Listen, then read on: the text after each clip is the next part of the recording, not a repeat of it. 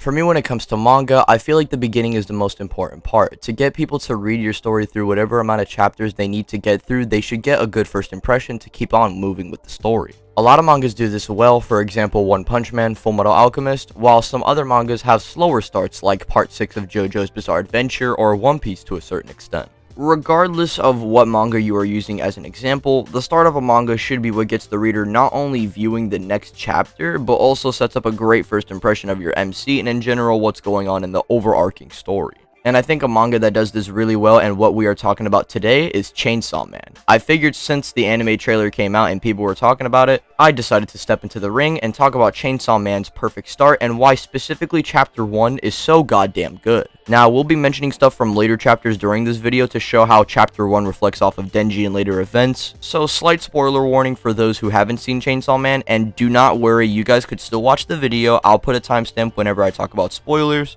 just so you guys can specifically skip to after I speak said spoilers so you guys can watch the rest of the video. And with that out of the way, ladies and gentlemen, let's talk about Chainsaw Man Chapter 1.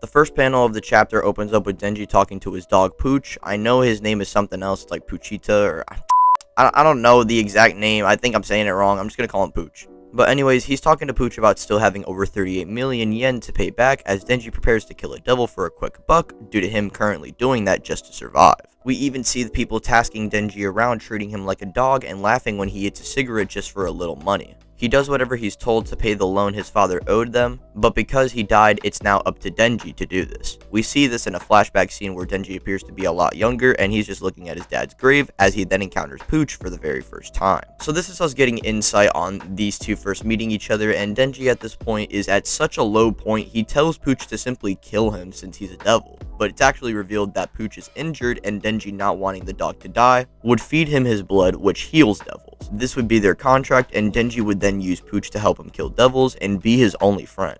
So Denji himself was already being compared to a dog and now his only friend is a dog. And we know how that plays out in later chapters. Anyways, we would then get more insight about what Denji necessarily wants and his goals, which is simply to have a normal life, make friends, have a girlfriend, stuff like that. It's just kind of interesting because in most manga and like typical battle type shonen manga, they just mainly have like a goal to get to the top or something like that, which isn't necessarily bad. However, it is nice to see a change of pace where it's just somebody already detailed and illustrated to be so goddamn broken and all Denji wants is just to have a normal life. And I feel like due to chapter 1 previously showing details on how Denji's just so desperate, it makes this scene definitely hit a lot harder.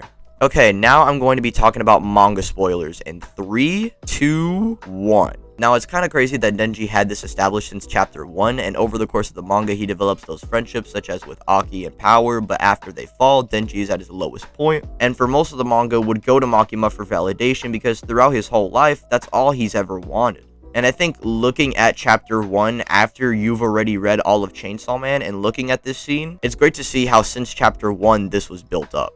And I honestly just appreciate that in chapter 1, and I like this scene a lot more than I probably should. Okay, now back to chapter 1. Anyways, the Yakuza would take Denji and Pooch outside where they would be jumped by the zombie devil, which the Yakuza made a contract with to get some more money. Denji and Pooch seemingly die, but that's when we see Pooch hanging in there and deciding to sacrifice himself to save Denji. This means Denji himself is now a devil, that being the Chainsaw Devil. Pooch did this because he wanted to see Denji accomplish his dreams, while also helping him survive and ensure he doesn't die. Denji wants a normal life, and Denji's only friend wants to see that play out. So he does that by signing a contract and Denji emerging into demon season. The Chainsaw Man design is crazy and cool as shit, and we see him shred through the zombie devil like butter. This is when Makima and the others come in, and Makima identifies he's a human while then proceeding to hug Denji and give him a choice. Either die or become Makima's pet, but unlike the last time he became someone's pet, she's actually promising him good food, and this is when Denji says how it's a dream come true. Tying back to Denji just mainly having no body and wanting to feel normal along with having some type of chance with the girl. And by this point, I'm already questioning to myself, who's this googly moogly baddie? I mean, yo, who got on the microphone? Anyways, who's Makima? What's her interest in Denji? There's clearly more going on with Makima, and this chapter sets up the beginning of not only Denji's arc, but along with Makima and Denji's odd relationship, which is a big focus throughout the story. Pooch sacrificing himself unironically was sad, and that was due to the early scenes showing how how Denji and Pooch are really ride or die for each other. Those scenes are great, along with the first beatdown of Chainsaw Man, which is a perfect blend of horror slash action, and in my opinion, this is the most perfect way Chainsaw Man could have started, and honestly, it couldn't have gotten better than this. And if you haven't read Chainsaw Man, well, I insist you do, and just think back about the events in Chapter 1 and see how they play out long term in the story. And that's where I'm going to be wrapping things up, and now I'm gonna go hibernate. Peace out, everybody. Oh, you still watching? You're probably wondering about what I said, like about Makima, and you're like questioning like if I'm joking. I'm not!